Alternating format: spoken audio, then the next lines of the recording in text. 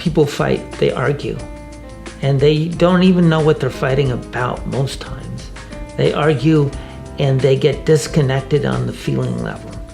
That's the biggest thing. They have nutty arguments about thises or that's, the meaning of this word or that. You didn't hear me about this, or you talked too much about that. And all of this stuff is the stumbling blocks to relationships.